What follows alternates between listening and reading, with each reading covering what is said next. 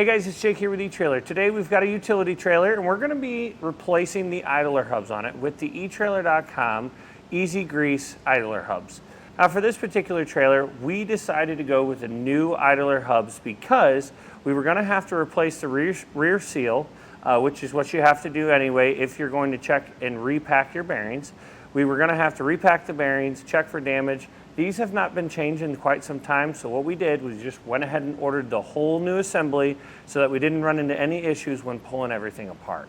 They're going to have a galvanized finish on them to help resist against rust and corrosion.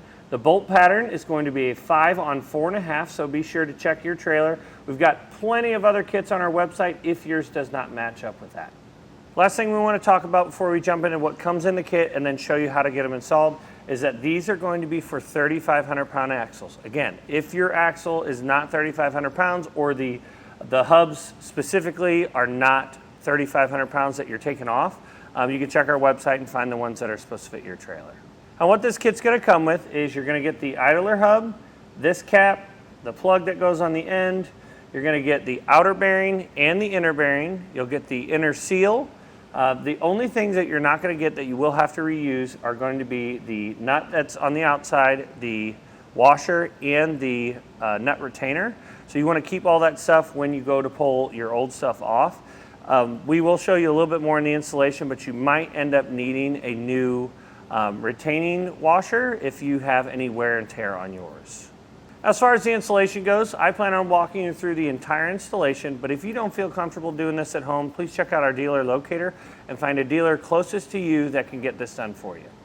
To begin our installation, you're going to need to take your wheel and tire off, and that'll get us down to actually the hub itself. So for our particular wheel and tire combo here, it's going to be a 3/4 inch socket to zip these off.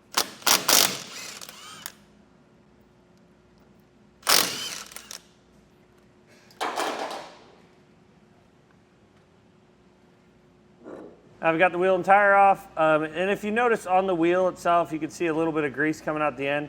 And with it off, there's clearly an issue going on here, whether it's this cap leaking, which it looks like it is. This rubber seal here, or cap, is leaking a little bit of grease out.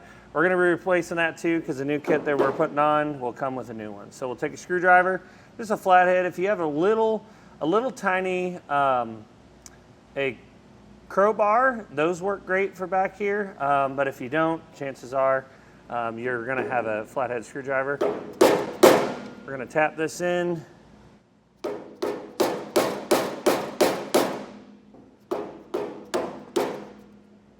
Get behind that little lip there, and it'll just work along the edge, twisting the screwdriver to pop this off. We're going to take a paper towel, we'll wipe off as much of this old grease as we can. Just makes it a little bit cleaner. You can see our nut retainers under there. So we'll grab our flathead screwdriver, slide it in here. Again, just give it a little bit of a twist. That'll pop right off. We're going to save this. And then our nut, if it is installed correctly, should only be hand tight anyway. So, and then found out it is. So we'll back it off.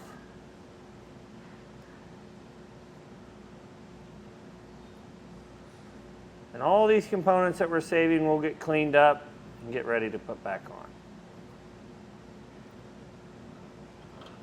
And we'll grab our hub. You want to take your hand, if you put it around the end of this, it'll help you catch that bearing. Because our kit comes with new bearings, we're not really worried about saving it, but if a bearing ever hits the ground, you cannot reuse it.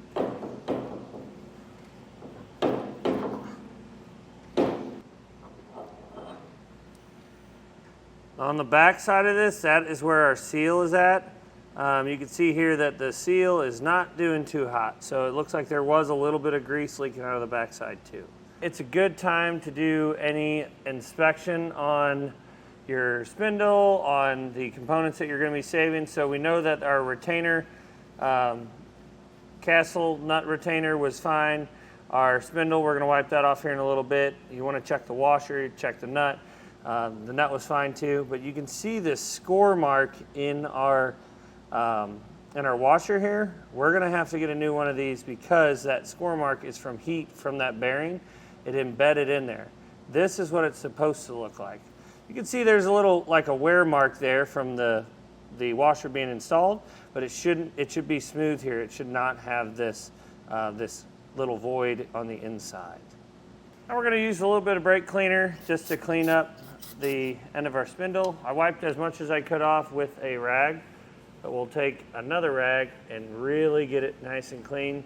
One thing we are gonna have to do before we put our new hub on is we are going to take our grease gun and shoot it in through this greaser, get all that old grease out of the inside of this spindle.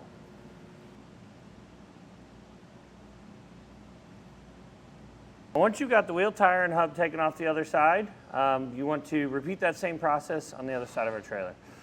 Then we can start packing our bearings to get our hubs ready to assemble. To pack these bearings, what you're going to do is put some grease in your hand, and this little opening here on the back side, you just want to scoop that grease in there until you can see it squirting out the front side. It'll start to flour a little bit, and that's how you know that that particular set is going to be packed. So you can see it right here, it's starting to flour out a little bit. We'll just rotate our bearing and do the same thing until we got that all the way around the edge. And while you've got grease on your hands, we're going to take a little bit and put it on that race on the inside. And you know it's the inside, obviously, because the studs are going to be facing down. So put that in. This also gives you a place to set your freshly packed inner bearing. So we'll set that there. We're going to grab the outer bearing and repeat that same process. And we're going to take some extra grease, put it on our spindle, just so that we're not putting these components on dry. And we're going to take our seal, we're going to put that right here on the back side. And there's a couple different ways you can do this. You can use a 2x4, set it over top here. I like to use a hole saw because I feel like I can transfer more of the force from the blow of the hammer into it. We've got this driver here that'll just slide down in there. If you take a 2x4, just slide it over top and hit square down on top of it. That's what we're going to do with this.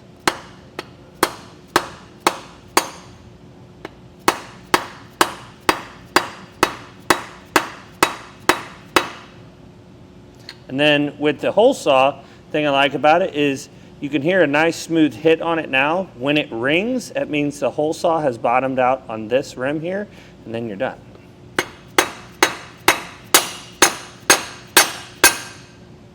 And you'll take your hub, slide it right on. Once you get back to where the seal reaches the end of the spindle, or the most inside of the spindle, it'll be a little bit tighter, but it should slide right over there. Then we can grab our outer bearing, slide it into place. Just like that. Take our new washer. We've got these on our website. I highly recommend picking one up or picking a set up if you've got any amount of damage on it at all. If you see a significant amount of wear and tear, go ahead and pick up some new ones. And we'll take our clean nut, thread that on. Then you'll take an 1.5 inch socket. We're going to slide it over this nut, and we'll want to torque this down to 50 foot-pounds. And then we're going to back it off to 0, which is where it just, when it breaks loose. And then we'll take it and we'll go back hand tight with it. To where we can still break it loose with our fingers, but that it is snug. Then you'll take your retainer, we're going to pop that back into place. Sometimes these can kind of be finicky. I can tell you that some of these are going to line up with the point, and some are going to line up with the flat part. You just kind of have to play with it a little bit to get it to line up. Just like that. Now we can pack this with grease until we see the grease starting to flour out of that outer bearing.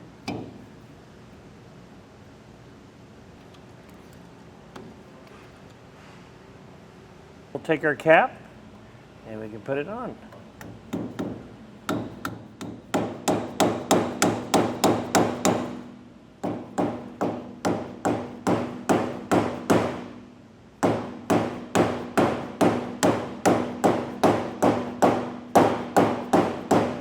You want to follow this up with putting your rubber plug in place.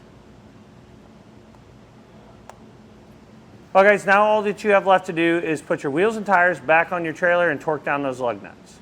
And that's going to do it for a look at and installation of the etrailer.com Easy Grease idler hubs on our utility trailer.